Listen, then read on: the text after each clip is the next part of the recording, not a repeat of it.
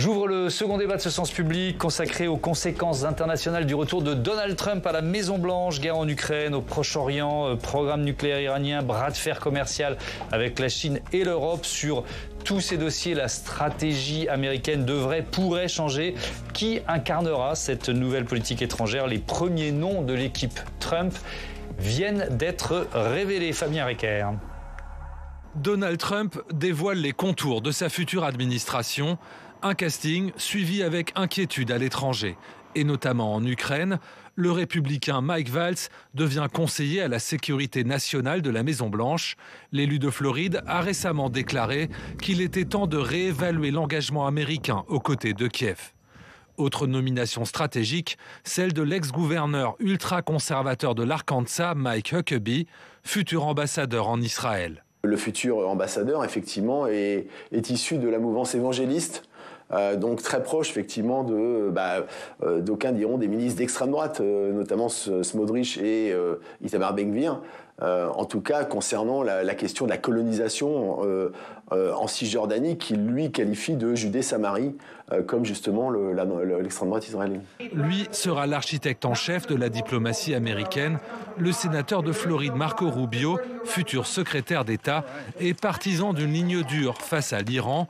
Mais la position américaine dans le dossier iranien demeure imprévisible, car Donald Trump reste un isolationniste, rappelle ce spécialiste. Affaiblir l'Iran, c'est tout à fait concevable et ça va justifier d'ailleurs la restauration de ce qu'on appelle la pression maximale en termes économiques. Donc il y a une ligne dure, incontestablement, mais en même temps, c'est pas une ligne de régime change. Et donc la question va être posée de savoir par quelle modalité, justement, cette ligne va pouvoir être déclinée. L'élu du Texas, John Ratcliffe, devrait quant à lui prendre la tête de la CIA, un autre faucon, défenseur d'une ligne intransigeante vis-à-vis de la Chine. On parle de ce groupe, de ce carteron de fidèles pour secouer l'ordre mondial autour de Donald Trump. Et je vous présente les invités de ce débat. Cédric Perrin, bonsoir. Bonsoir. Bienvenue, vous êtes sénateur LR du territoire de Belfort et président de la Commission des Affaires étrangères du Sénat. Anne-Lorraine Bujon, bonsoir et bienvenue. Bonsoir. Directrice de la rédaction de la revue Esprit, le numéro publié cet été, l'Amérique contre elle-même. Et vous êtes conseillère du programme Amérique du Nord à l'IFRI. Anthony Bélanger, bonsoir et bienvenue. Bonsoir. Éditorialiste à France Info TV, spécialiste des questions internationales.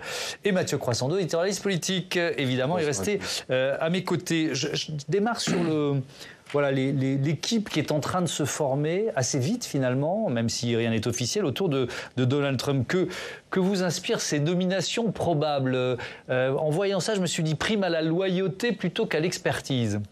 Je crois que vous avez tout dit. C'est un peu comme ça que Trump l'avait annoncé. Je pense que l'expérience de son mandat précédent l'amène aujourd'hui à faire des choix qui lui permettront d'avoir des gens fidèles autour de lui. Et l'expérience a finalement l'expérience ou les connaissances des sujets a vraisemblablement peu d'intérêt pour lui. Ce qu'il souhaite, c'est avoir des gens autour de lui qui soient des fidèles et qui soient des gens qui lui soient complètement loyaux. Donc on a quelques surprises intéressantes qu'il va falloir examiner avec attention dans les mois qui viennent. Aussi. Ben, en même temps, c'est la règle de la démocratie. Ils ont été élus, il est président à partir du 20 janvier. Il faudra travailler avec l'administration Trump. Ce sera parfois peut-être un peu sportif, sans doute, compte tenu des noms qui nous sont annoncés là. Oui. Mais je crois qu'il faut attendre pour voir et on jugera sur pièce. Je crois qu'il ne faut pas non plus être trop alarmiste. La réalité va vite les rattraper quand même à un moment ou à un autre. On peut dire que Donald Trump ne veut pas rééditer ses erreurs de 2016 ? En tout cas, là, il y a un contraste, justement, cette volonté d'annoncer des noms très vite et même un peu trop vite, peut-être, parce qu'il faut faire attention. Certains de ces postes sont soumis à la confirmation du Sénat. Il faut quand même rappeler que la politique étrangère aux États-Unis, c'est une compétence partagée entre le président et le Congrès, et en particulier le Sénat. Mais c'est vrai il a une majorité au Sénat, mais... Alors, il a une majorité au Sénat, mais cela dit, c'est pas parce que les sénateurs sont républicains qu'ils sont tous sur la même ligne que Trump en politique étrangère. Et c'est pas parce qu'ils sont républicains qu'ils veulent que le Congrès ne compte pour rien. Donc ils peuvent aussi avoir envie de jouer pleinement le rôle que leur confère la Constitution. Et par exemple, pour le cas du ministre de la Défense, qui pressentit, qui n'a absolument aucune expérience d'expérience. Il s'appelle Pete Hegseth, qui est un ancien militaire devenu présentateur sur Fox News, qui a quelques caractéristiques, on va dire, originales. Qui doit encore être validé par le Sénat. C'était précisément mon point, c'est que pour une personnalité comme celle-ci, si vous voulez, la Commission des Affaires étrangères au Sénat américain, c'est beaucoup de gens très expérimentés pour le coup, avec des liens étroits, avec les états-majors militaires. C'est pas du tout dit que cette candidature leur plaise. Donc je dis juste, restez prudents. Mais ce qui est vrai, c'est qu'en 2016, Donald Trump n'était pas prêt, qu'il a laissé un certain nombre de postes vacants très longtemps, ce qui a ralenti la mise en place de sa politique étrangère, et qu'ici, il signale visiblement qu'il veut aller vite et fort et mettre son programme en place sans rencontrer les entraves qu'il avait rencontrées la dernière fois dans la bureaucratie fédérale. Ce qui est vrai aussi, c'est qu'entre-temps, il y a des gens qui ont travaillé pour lui, qui ont établi des listes de candidats qu'ils aimeraient bien voir nommés par Donald Trump. Je pense que là, on a le sentiment déjà qu'il a choisi dans ses listes précisément ses fidèles, ses proches, sans forcément écouter les propositions que lui soufflaient un certain nombre de think tanks conservateurs. Oui, donc on va rester prudent parce que, évidemment, c'est pas officiel, il faut que ça passe. Il s'installe le 20 janvier. Bien sûr. Et bien se souvenir que le Sénat a d'importants pouvoirs en matière de politique étrangère aux États-Unis. Anthony Bélanger, peut-être on peut se concentrer un tout petit peu sur ce potentiel, on va rester prudent, ministre de la Défense. Quelles sont ses caractéristiques? C'est un ancien... alors d'abord, c'est très important de le souligner, c'est un vétéran.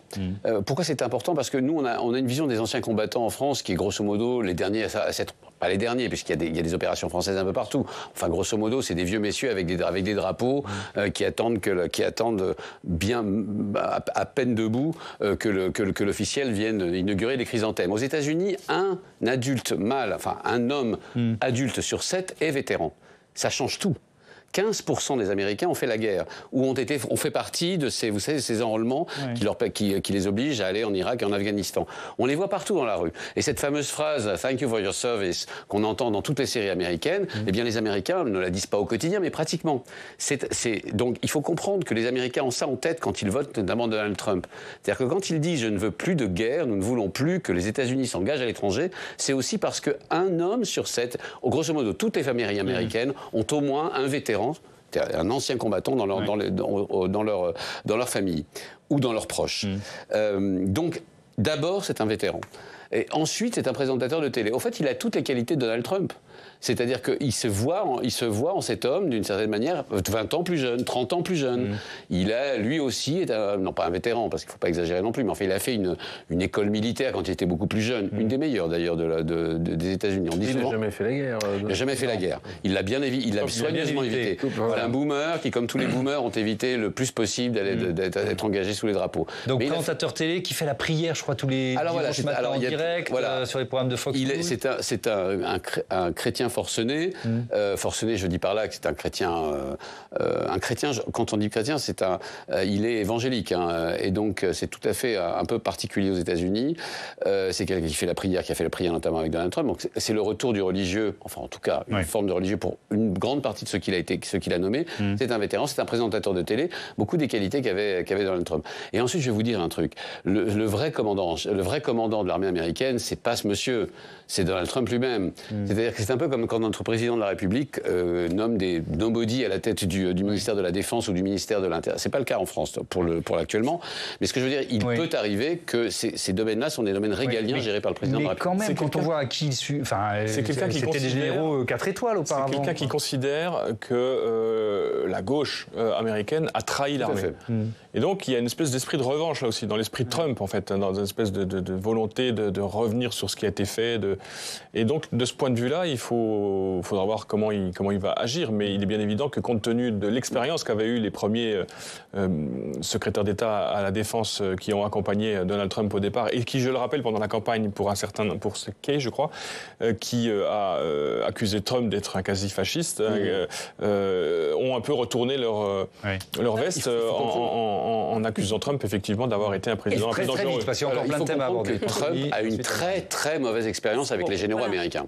Il les déteste. Il a donc c'est vrai. Oui, mais exemple, c'est absolument vrai. Donc là, il a surtout pas pris un général. Attendez, je veux même vous dire, dans le Conseil de sécurité qu'il compte mettre en place, il n'y aura que des PDG. il l'a déjà dit. Il ne mettra pas de généraux, ou très peu de généraux 3 ou 4 étoiles. Et puis il y a même une purge de généraux 3 ou 4 étoiles qui se prépare à la Maison-Blanche. Ils sont, comment vous dire, dans leurs petits souliers, les généraux. Alors, les PDG, on va en parler avec Mathieu dans un instant et avec le plus célèbre d'entre eux, Elon Musk. Peut-être que vous serez ministre de la Défense un jour. Alors non, je serais bien là où je suis voulu intervenir. Non, c'était le même point. C'était bien rappelé que pendant tout son premier mandat, Donald Trump a eu de très mauvaises relations avec tout l'establishment de politique étrangère et de défense, et en particulier les hauts gradés de l'armée, qu'il a manqué de respect à des soldats. Vous vous souvenez qu'il s'était moqué du fils de John Kelly qui est mort en Irak, en expliquant qu'il n'y avait que les suckers et les losers qui mouraient à la guerre. Donc, si vous voulez, il manque de respect, en réalité, envers cette institution, qui est une importante institution démocratique aux États-Unis. L'état-major de l'armée américain est vraiment foncièrement convaincu d'être au service de la Constitution et du peuple américain, et pas du président. Et donc, ils sont dans leurs petits souliers, où ils s'apprêtent à être un des contre-pouvoirs qui pourrait encore résister à cet homme. Il faudra voir. Oui, alors, on parlait des présidents de société. Évidemment, il y a une figure qui ressort, celle d'Elon Musk, Mathieu, qui se retrouve à la tête d'un sorte de ministère de l'efficacité gouvernementale. Il pourrait bien, selon vous, ne pas se contenter de ce portefeuille et peser sur la politique étrangère. Oui, parce qu'officiellement, l'homme le plus riche de la planète est chargé d'en finir avec la bureaucratie, de tailler dans les dépenses inutiles, ce qui n'est pas une mince affaire. Mais il faudra parier que ce touche-à-tout se cantonnera pas à ce seul périmètre et fera entendre sa voix, y compris sur des sujets géopolitiques. D'ailleurs, dès le lendemain de l'élection de Donald Trump, il était présent aux côtés du nouveau président lors du premier échange téléphonique que celui-ci a eu avec Volodymyr Zelensky. Et on se demande ce qu'il faisait là. Il était à Mar-a-Lago, d'abord, depuis qu'il a misé sur Donald Trump. Il s'est quand même considérablement rapproché. C'est devenu un fidèle parmi les fidèles, au point d'intégrer le premier cercle du président et de figurer sur la fameuse photo que tout le monde a vue, la photo de famille. La petite fille de Donald Trump l'appelle Uncle Musk. Il a donc l'oreille du président, c'est ça qui est important. Mais surtout, Elon Musk est à la tête d'une entreprise globale et multisectorielle. C'est déjà un acteur géopolitique majeur à sa façon. Il l'a d'ailleurs prouvé en Ukraine en mettant son réseau de satellites Starlink au service de Kiev. Et selon la presse américaine qui faisait raconter cet échange, il s'est d'ailleurs engagé, Elon Musk, lors de cet entretien, à continuer d'offrir les services de Starlink aux Ukrainiens. C'est d'ailleurs pas la seule fois où Elon Musk a offert ses services dans un conflit. Il faut rappeler qu'il avait, dès novembre 2003, proposé à des ONG de bénéficier de Starlink à Gaza. Et il l'a même fait bénéficier un hôpital là-bas à Gaza. A-t-il pour autant une vision géopolitique ? Pas classique, on va dire, en tout cas messianique. Il faut rappeler qu'Elon Musk, il ambitionne de redessiner l'humanité de demain. Donc, et il a aussi surtout, il faut le rappeler quand même, des intérêts financiers et commerciaux sur toute la planète. Donc sa vision, elle est businesso, économico, géopolitique, j'ai envie de dire.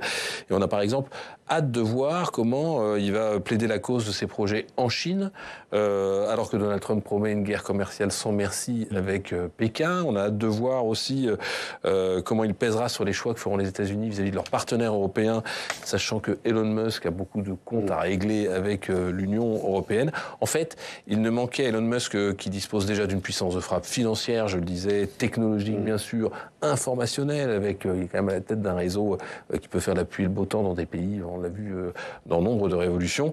Il lui manquait surtout un relais politique assuré à la Maison-Blanche pour assurer ses velléités. C'est aujourd'hui chose faite et on a du mal à voir pourquoi il s'en priverait. Oui, avec notamment sur certains dossiers des questions de conflits d'intérêts potentiels. Cédric Perrin, c'est quand même un drôle de mélange public-privé là auquel on assiste. Qu'est-ce que ça vous inspire ? Écoutez, je crois que Elon Musk a été très actif pendant la campagne de Donald Trump. Il y a aujourd'hui un retour d'ascenseur.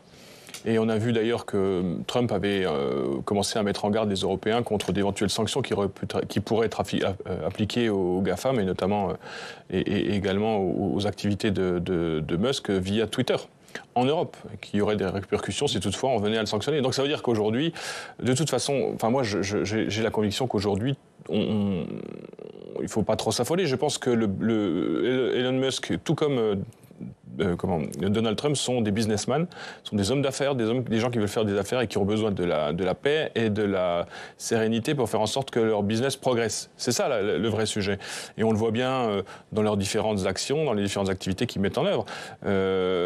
America First, et puis derrière, ce sont les intérêts des États-Unis qui vont primer en priorité. Donc on verra comment ça va se passer en Ukraine d'abord, puisque Trump nous explique qu'il voulait régler le problème en 24 heures. Il sait très bien qu'il ne le réglera ni en 24, ni en 48 heures, ni en une semaine. Et derrière tout ça, il y a deux théories qui s'affrontent. C'est ce qu'il va vouloir, en tout cas, faire en sorte de récupérer une influence sur la Russie pour faire en sorte qu'elle ne soit pas vassale de la Chine, ou est-ce qu'il va vouloir accompagner un peu plus les Ukrainiens? En tout cas, il est absolument imprévisible. Et donc, il est difficile de savoir quelle va être sa réaction. Alors, sur l'Ukraine, évidemment, il y aura un chapitre important de ce débat consacré à l'Ukraine. On parlera du Proche-Orient aussi dans un instant. Mais j'aimerais quand même vous entendre, Anne-Lorraine Bujon, sur effectivement le conflit d'intérêts. Mathieu le disait, on est curieux de savoir comment ça va se passer en Chine pour Elon Musk et Donald Trump, sachant que Tesla, qui est l'une des activités majeures d'Elon Musk, a de gros intérêts en Chine. Alors, de toute façon, ces acteurs privés, les géants de la tech, en fait, sont de plus en plus puissants, comme on le sait, mais ils jouent de cette question de la rivalité avec la Chine depuis un moment déjà, puisque dans cette course à la première place mondiale entre les États-Unis et la Chine, la question de la technologie est absolument majeure. Ça fait un moment que c'est le champ principal d'affrontement entre la Chine et les États-Unis.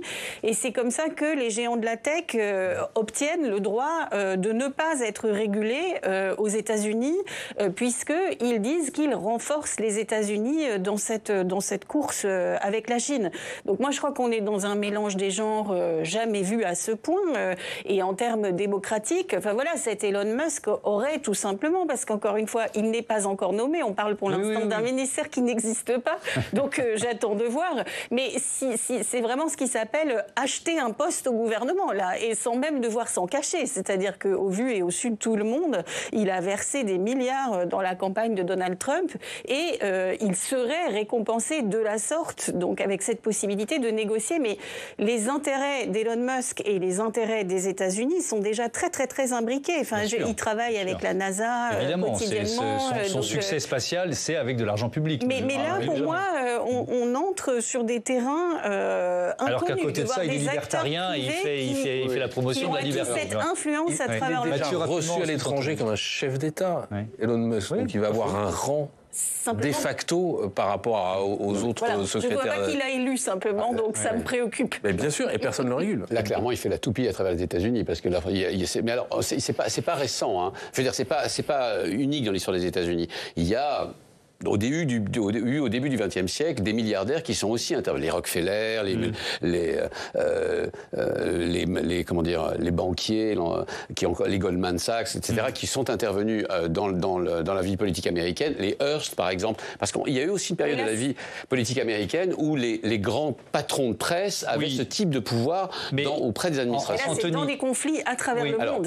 C'est ce dont on parle dans ce débat. Et alors, moi, je retiens ce que le sénateur nous a dit à l'instant sur le fait que ce sont deux businessmen. Oui. Et il y a peut-être un moment où leurs intérêts vont arrêter de converger. Je ne sais pas, mais vous savez, combien de temps ce binôme va-t-il tenir? Déjà, pour commencer, Donald Trump, même s'il lui accordait beaucoup de pouvoir, il a créé grosso modo, non pas un ministère, mais une commission pour lui, a décidé que cette commission durerait 1 an et demi, pas plus. C'est-à-dire que la fin de la mission Musk, c'est pour 4 juillet 2026, c'est-à-dire pour les 250 ans de la déclaration d'indépendance. Point barre.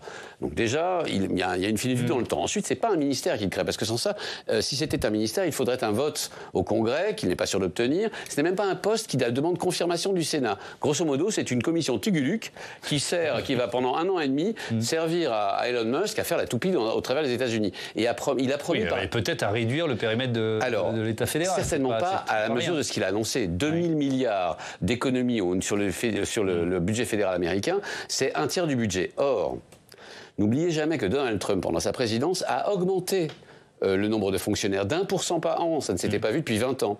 Et qu'en fait, un président qui arrive au pouvoir, il n'a pas envie de voir le tiers de son budget disparaître. Donc je ne suis pas tout à fait sûr qu'Elon Musk obtienne ce que Elon Musk souhaite. D'accord. Vous êtes dubitatif sur cette promesse. Sera-t-elle tenue ou pas? Allez, comme promis, on va parler de l'Ukraine tout de suite. Chapitre consacré à ce conflit qui dure depuis bientôt 3 ans. Vous nous l'avez rappelé, monsieur le sénateur, Donald Trump avait dit qu'il réglerait le problème en 24 heures s'il était réélu. On en parle tout de suite avec Fanny Veil qui nous rejoint sur ce plateau. Rebonsoir Fanny. Pourquoi l'élection de Donald Trump menace-t-elle l'aide militaire à l'Ukraine? Oui, parce que Donald Trump entretient le doute, le flou sur ce qu'il compte faire en Ukraine. Il ne cesse de revendiquer sa bonne entente avec Vladimir Poutine. D'ailleurs, d'après le quotidien américain Washington Post, les deux hommes se seraient même téléphonés après l'élection de Trump, ce que le Kremlin dément. Donald Trump clame, vous venez de le dire, qu'il pourrait trouver une solution à la guerre en Ukraine en 24 heures seulement, sans donner plus de détails. Et puis il menace aussi de quitter l'OTAN, dont les États-Unis sont le premier contributeur, parce qu'il estime que la participation américaine est bien trop importante au regard de celle des autres pays. Ce qui inquiète les Occidentaux et les Ukrainiens, c'est que l'essentiel effectivement de l'aide militaire à Kiev vient des États-Unis. Plus de 64 milliards de dollars depuis le début de l'invasion russe en février 2022, soit plus de 60 milliards d'euros, contre 43 milliards et demi d'aide militaire pour l'ensemble de l'Union européenne. Et donc c'est cette aide américaine qui risque d'être coupée? Et oui, c'est la crainte en tout cas de l'actuelle administration Biden qui est encore en place pour quelques semaines. D'ailleurs, pour anticiper d'éventuelles coupes budgétaires, le gouvernement de Joe Biden promet qu'il dépensera toute l'aide militaire restante jusqu'au dernier dollar, au dernier centime avant l'investiture de Donald Trump le 20 janvier prochain. La Maison-Blanche dit vouloir placer, je cite, l'Ukraine dans la position la plus forte possible sur le champ de bataille pour qu'elle soit dans la position la plus forte possible à la table des négociations. Pendant ce temps, en tout cas, le fils aîné de Donald Trump, Donald Jr., met en image, regardez, les menaces de son père avec cette photo qu'il a partagée sur Instagram. On y voit le président ukrainien, Volodymyr Zelensky, avec ce texte vous êtes tué à 38 jours de perdre ton argent de poche. Oui, et c'est dans ce contexte donc que l'Union européenne va ou veut en faire plus pour l'Ukraine. Oui, elle dit vouloir amener un soutien indéfectible à l'Ukraine. D'après son chef de la diplomatie, Josep Borrell, une victoire de l'Ukraine est une priorité pour nous tous, affirme sa future remplaçante, Kaja Kallas. Puis le ministre français de l'Europe et des Affaires étrangères, Jean-Noël Barrot, s'est montré très ferme tout à l'heure au Sénat. L'Europe et la France ne lâcheront pas l'Ukraine, dit-il. 1000 jours après le début de la guerre, le soutien de la France et le soutien de l'Europe ne faiblira pas, quelles que soient les décisions de l'administration américaine. Alors, reste à savoir combien d'aides exactement l'UE financera, quelles armes elle fournira. Le mois dernier, Volodymyr Zelensky a fait une tournée des capitales européennes pour mobiliser davantage de soutien, sans pour autant décrocher de promesses concrètes. Sans doute tentera-t-il à nouveau sa chance mardi prochain, lorsqu'il s'adressera aux eurodéputés pour marquer le 1000e jour de la guerre en Ukraine. Merci beaucoup Fanny pour toutes ces informations. Cédric Perrin, vous avez commencé à en parler tout à l'heure, mais il y a les paroles de Donald Trump, il y a les promesses de campagne, et puis il y a peut-être ce qu'il pourra faire ou ce qu'il voudra faire. Est-ce qu'il peut sacrifier l'Ukraine? C'est-à-dire que la placer en situation de négocier la paix dans les pires ou dans les plus mauvaises conditions?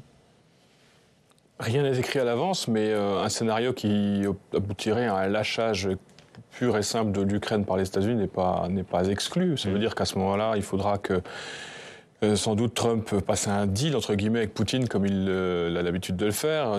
Dans quelles conditions Aujourd'hui, on a des difficultés à essayer de comprendre. Moi, ce que je pense fondamentalement, c'est qu'aujourd'hui, suite au pivot asiatique des États-Unis sous Obama et qui s'est amplifié ensuite, les États-Unis ont une peur évidemment importante de la Chine. C'est un ennemi systémique, un ennemi commercial.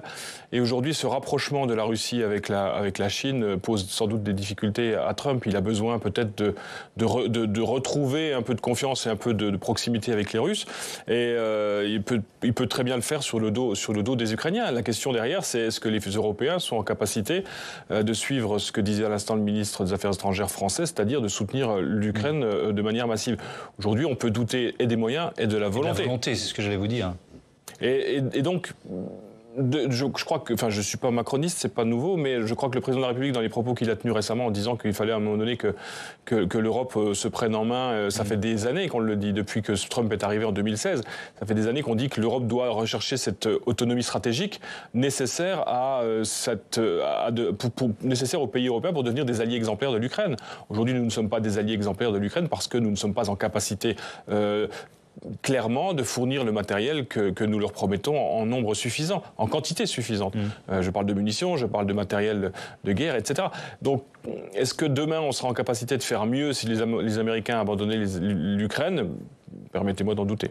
J'ajoute juste que la France est quand même dans les choux politiquement, avec un président très affaibli, et que l'Allemagne aussi vit une crise politique qui va durer au moins jusqu'au printemps. D'ailleurs, si vous me permettez, je rebondis sur cette question. Mardi dernier, à Brienne, il y a eu une conférence de presse de Pistorius et de Lecornu conjointe pour réaffirmer le soutien à l'Ukraine suite aux élections aux États-Unis. Pistorius a été il a tenu un discours qui était diamétralement opposé à celui de Scholz. Il a dit qu'il fallait soutenir l'Ukraine fermement, qu'il fallait et d'ailleurs, en janvier dernier, c'est quand même lui qui a dit que si toutefois on ne soutenait pas l'Ukraine, les prochaines victimes, ça allait être les Allemands. Enfin, il a un discours qui est diamétralement opposé à celui de Scholz. Et oui, mais qu'aujourd'hui, on court à la chancellerie aux États-Unis, en Allemagne. Oui, mais pendant 6 mois, on ne peut plus compter sur l'Allemagne. Et donc, on ne peut plus compter sur l'Allemagne pendant un certain temps. En pleine crise politique. Que cherche Donald Trump, d'après vous ? Je vous posais un peu la même question à tous les deux. Une photo historique en faiseur de paix. Anthony, pour commencer. Alors, écoutez, moi, quelquefois, je pense qu'il faut écouter les responsables politiques, même s'ils nous paraissent farfelus. Parce que quelquefois, ils font ce qu'ils disent. Quand Donald Trump parle de régler le problème ukrainien en 24 heures, en fait, il l'a déjà fait. Non pas le problème ukrainien, mais le problème afghan. Rappelez-vous, en 2020, il a signé avec les talibans, directement en passant par-dessus le gouvernement afghan, et leur a donné les clés de l'Afghanistan dans 1 an. C'est-à-dire 1 an après, les troupes américaines devaient partir et les Américains ne plus verser un sou. Et c'est Joe Biden qui a mal géré, mais qui a dû gérer la suite. Avec les conséquences qu'on connaît. Oui, peut-être, mais il l'a fait. Et donc, en fait, comme il a un mépris souverain pour l'Europe, et comme il se méfie, c'est le moins qu'on puisse dire, de Volodymyr Zelensky, et qu'il a envie, en fait, de son moment Reagan, c'est-à-dire du moment où Ronald Reagan, quand il était pas un jeune homme, mais un jeune adulte, a signé la paix avec la Russie, l'Union soviétique de l'époque, il veut ça pour ses premiers jours et ses premières semaines de campagne, de présidence. Donc on peut très bien imaginer qu'il aille voir Vladimir Poutine, qu'il ait son sommet, qu'il obtienne 2-3 vagues promesses de Vladimir Poutine, qu'il signe, qu'il serre la main comme Ronald Reagan avait fait à Genève ou à d'autres moments de sa première présidence. Et qu'il reparte content vers les États-Unis. Ça, c'est le scénario le pire. Hein. Ouais. Je vous vois dubitatif, donc je vais vous donner la parole. Un mot rapide. Je trouve qu'il y a 2 conséquences à tout ça. C'est d'abord qu'en agissant de la sorte, il permet à Poutine de reposer ses troupes et de reconstituer son armée qu'il a largement disséminée au fil des combats. Et puis un autre point, c'est que je ne suis pas persuadé que les Ukrainiens, parce que certains demandaient quelle était la réaction des Ukrainiens aujourd'hui vis-à-vis de l'arrivée de Trump, etc. Moi, j'ai pas l'impression qu'ils voient ça d'un si mauvais œil que ça. Parce que je pense qu'il y a une certaine usure, une certaine fatigue, et que peut-être ils se disent que si on devait avoir une paix et qu'il poussait Poutine à négocier une paix, ça permettrait peut-être de reposer un peu tout le monde, parce qu'au bout de 3 ans, je rappelle que c'est quand même quasiment bientôt le 1000e jour de guerre, et qu'il y a une certaine fatigue. Je suis allé sur le front il n'y a pas très longtemps avec Jean-Noël Barrot, il y a 3 semaines. Je peux vous assurer que la fatigue, elle est là. Anne-Laurine Bujon, qu'est-ce qui pourrait freiner Donald Trump, puisqu'il dit tout régler en très peu de temps? Qu'est-ce qui va le freiner? Je crois qu'il faut faire attention. Donald Trump va redevenir président des États-Unis dans une conjoncture politique intérieure qui lui est très favorable. C'est pas pour autant qu'il faut lui prêter des super pouvoirs, bien qu'il prétende qu'il en a. Hein. Et donc il y a la question de qu'est-ce qu'il voudrait vraiment faire en Ukraine, il y a la question de qu'est-ce qu'il pourra vraiment faire en Ukraine. Alors qu'est-ce qui pourrait venir en travers de son chemin? Dois-je vous rappeler que Vladimir Poutine n'a donné strictement aucune indication qu'il était prêt à négocier la fin de quoi que ce soit. Personne ne sait exactement ce que Vladimir Poutine veut obtenir en Ukraine, mais il n'y a aucun signe là que même si on lui concédait les territoires occupés, il jugerait que c'est satisfaisant. Et d'ailleurs, à la nouvelle de l'élection de Donald Trump, il a quand même fait rappeler par son ministère des Affaires étrangères que les États-Unis étaient bien une puissance adverse, ou je ne sais plus quel terme il a utilisé, ou ennemi même. main. Donc, premier obstacle, Vladimir Poutine. Deuxième obstacle, le Congrès américain. J'y reviens.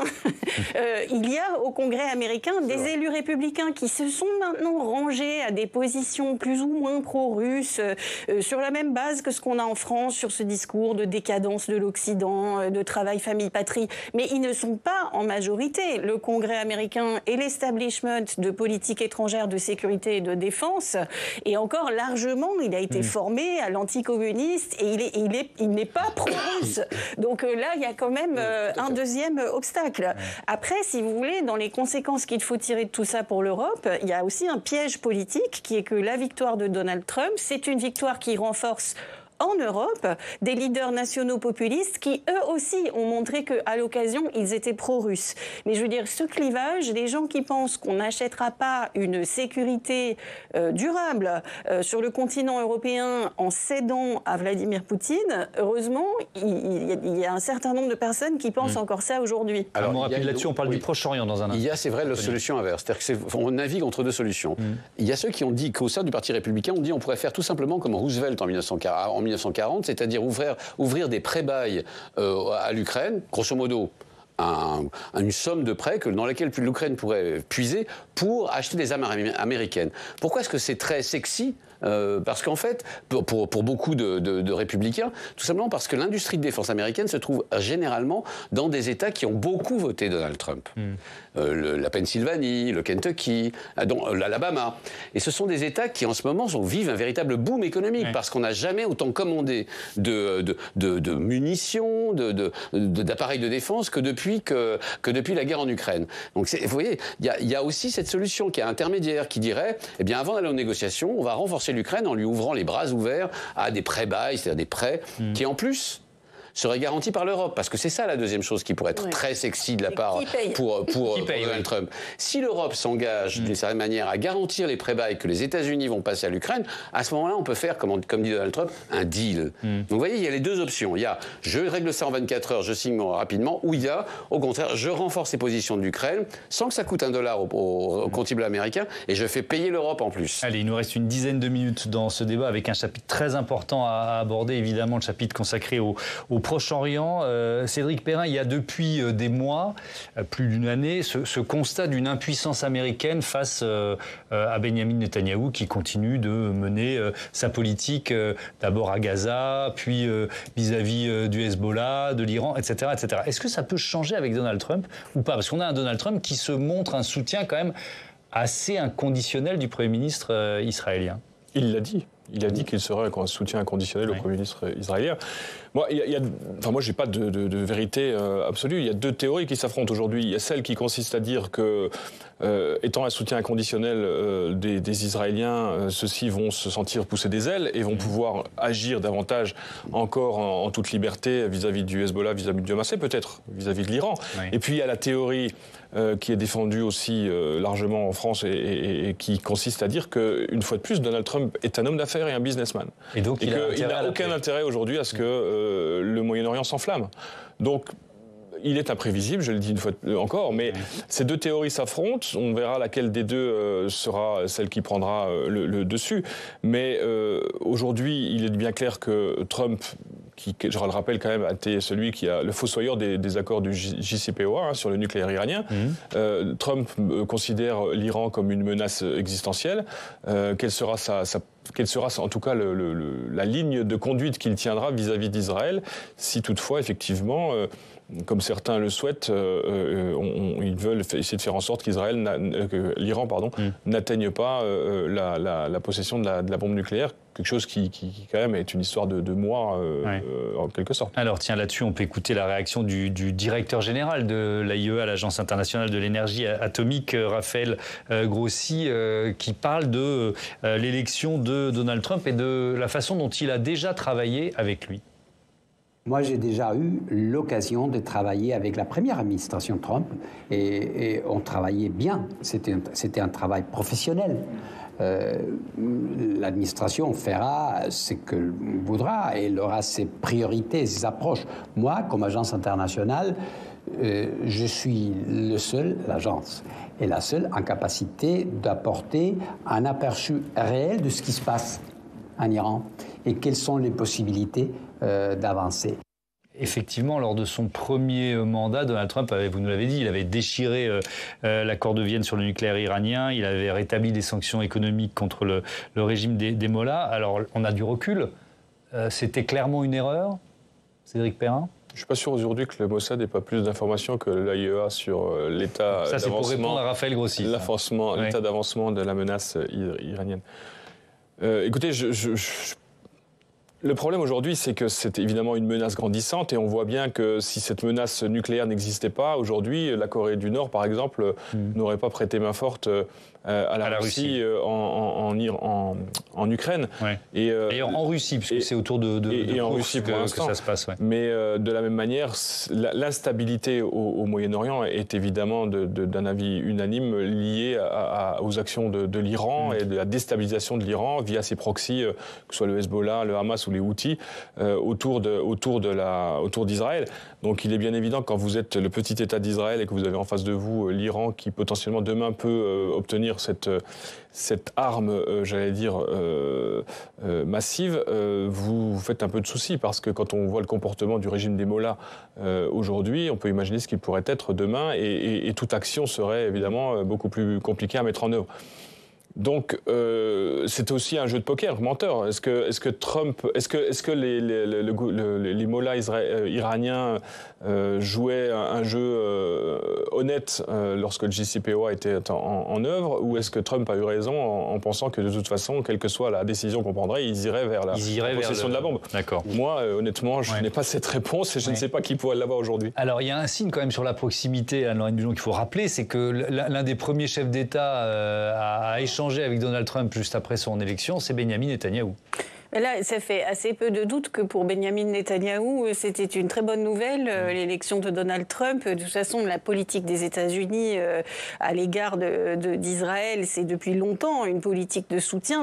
Enfin, c'est en continu. Hein, donc ça, c'est une ligne de fond. La différence, là, c'est le mot inconditionnel qu'on a utilisé tout à l'heure. Et donc, Netanyahou a félicité Donald Trump très vite. Ça donne toutes les indications. Enfin, parmi les choses que Donald Trump avait faites dans son premier mandat, il y avait eu cette décision de déplacer l'ambassade des États-Unis de Tel Aviv à Jérusalem. On comprend la portée de cette décision et puis donc de planter les négociations avec l'Iran, si je puis dire. Et là, dans les noms qu'on a entendus comme envoyé spécial au Moyen-Orient et comme envoyé spécial en Israël, on aurait respectivement un des grands donateurs de campagne de Donald Trump, qui est aussi un promoteur immobilier et un de ses partenaires de golf, comme envoyé au Moyen-Orient. Et puis, Mike Huckabee serait l'envoyé spécial en Israël. Alors, Mike Huckabee, c'est l'ex-gouverneur de l'Arkansas. C'est un ancien pasteur baptiste. Il a voté contre le cessez-le-feu que demandait l'administration Biden. Il a dit plus d'une fois qu'il était favorable à l'annexion de la Cisjordanie. Donc, évidemment, pas de solution à deux États, poursuite de la colonisation. Donc, ça ressemble vraiment à un chèque en blanc au gouvernement d'extrême extrême droite israélien. C'est exactement, parce qu'au-delà de la capitale, enfin de l'ambassade transférée, qui est un symbolique, même symbolique fort, Donald Trump avait aussi expliqué, enfin en tout cas ses services avaient reconnu, enfin aussi expliqué que en installant des colonies en Cisjordanie, Israël ne contrevenait pas au droit international, ce qui était une très grande nouveauté pour les Américains. Et le contraire de ce que dit la Cour internationale de justice de la Haye. Non, donc en fait, ce qui est intéressant dans cette histoire, c'est qu'il faut savoir que les Iraniens sont bleus de peur. Ils ont tout fait pour, alors à la manière iranienne, c'est-à-dire grosso modo à la manière russe dégradée, pour essayer d'influer sur les élections présidentielles, notamment par le biais de hackers. Ils ont essayé d'entrer dans les serveurs du Parti républicain, histoire de refaire le coup de 2016, c'est-à-dire à publier des mails compromettants. Ils y sont évidemment pas parvenus. Ça s'est vu comme un camion qui rentre dans un magasin de porcelaine, si on veut. Mais il y a vraiment une très très sérieuse inquiétude. Mais sur quoi? Sur leur programme nucléaire, sur leurs installations nucléaires, par exemple? D'abord, oui. Parce qu'en fait, il y a deux inquiétudes. La première, c'est une inquiétude de déstabilisation générale. Parce que la CIA, le futur directeur de la CIA, a bien dit que le danger principal et l'ennemi principal des États-Unis, enfin d'un point de vue sécuritaire, c'était bien l'Iran. Deuxièmement, chaque président républicain depuis Ronald Reagan a l'Iran en tête. Et donc là, c'est un autre président républicain qui a l'Iran en tête avec les moyens en plus, avec un allié en plus, Israël, qui rêve, je parle de Benjamin Netanyahou, depuis maintenant 20 ans, qu'on lui laisse détruire les installations nucléaires iraniennes. Pas forcément les installations, les centrales nucléaires, mais par exemple les usines de fabrication de centrifugeuses, mais par exemple quelques usines, quelques moyens de recherche, et puis des installations souterraines. Les Américains ont promis à Israël les moyens d'entrer en profondeur. Ce qu'il n'a pas fait lors des dernières frappes sur l'Iran, sans doute son bras retenu par Joe Biden. Je pense, Donald Trump n'est pas connu pour quelqu'un qui est un va-t-en-guerre. Et je voudrais qu'on n'oublie pas quelque chose, c'est qu'il est quand même largement le parrain des accords d'Abraham. Et que si les accords d'Abraham les accords d'Abraham qui ont permis de normaliser les relations entre les pays arabes et Israël, pour résumer très schématiquement les choses, et qui sont pour certains en tout cas une des causes de l'attaque du Hamas sur Israël pour faire sauter, pour anéantir ces accords d'Abraham. Il en est l'auteur. Et rappelez-vous, et je rebondis sur ce que vous disiez à l'instant, M. Bélanger, c'est que pendant la campagne électorale aux États-Unis, l'Iran est quand même accusé d'avoir essayé d'assassiner Donald Trump. Et Donald Trump je pense qu'il n'est pas va-t-en-guerre, mais il est un peu revanchard. Et aujourd'hui, cette semaine, l'attaque qui a été faite en représailles d'Israël sur l'Iran a permis à Israël d'anéantir les défenses anti-aériennes iraniennes. Oui, ça veut dire qu'aujourd'hui, préparer une éventuelle frappe sur des installations. Ça veut dire qu'aujourd'hui, l'Iran est toute nue et qu'elle est à la portée d'une attaque du moindre hélicoptère. Israël quasiment attaqué l'Iran avec un hélicoptère, d'après ce que disent les Israéliens. Mais tout ça, il faut le prendre en compte. Je pense que la position que va avoir Trump, elle est aussi revancharde vis-à-vis de l'Iran. Il a vis-à-vis de l'Iran un certain nombre de comptes à régler. Oui. Avec quand même, il y a un mot, vous l'avez prononcé plusieurs fois, et qu'il faut qu'on garde en tête, c'est l'imprévisibilité de Donald Trump. Je crois qu'on va essayer là pendant encore plusieurs semaines, et puis pendant les premiers mois de son mandat, de se projeter, de comprendre, etc. Il est imprévisible. Voilà, et il a beaucoup dit qu'il était partisan de la ligne ferme sur l'Iran, etc. Mais il faut se souvenir aussi que dans son premier mandat, il était en désaccord avec John Bolton, qui était encore plus faucon que lui sur l'Iran, et parce que Donald Trump est effectivement non interventionniste. Donc il est pour la ligne ferme, il est pour tordre le bras de ses partenaires des négociations, mais il s'est engagé en fait à ne pas faire de guerre étrangère. Enfin, je pense qu'il doit aussi son élection au rejet par les Américains de ces guerres sans fin qui ont été les guerres de l'administration Bush. Et donc ça pourrait l'inviter à une certaine prudence dans l'engagement au Moyen-Orient. Alors il a trouvé une voie qui est donc celle de confier ces soins aux Israéliens qui en rêvent dans l'enrôle de Netanyahou, avec une seule contrainte compliquée, c'est qu'il ne veut pas non plus faire exploser le prix du pétrole. Or, les Iraniens ont prévenu qu'ils pourraient très bien, en cas d'attaque massive sur leurs installations pétrolières, toucher l'Arabie Saoudite et ses capacités pétrolières. Et là, je peux vous dire que du jour au lendemain, le prix du pétrole passerait de 85 où il est aujourd'hui à 150 voire $200 le litre. Le baril. Merci beaucoup. Merci à tous d'avoir participé à ce débat. Je vous rappelle que vous pouvez retrouver tous nos débats sur publicsénat.fr et en podcast sur les plateformes d'écoute. Et puis, je vous signale que demain, l'invité de la matinale sera la ministre des Relations avec le Parlement, Nathalie Delattre. Belle soirée.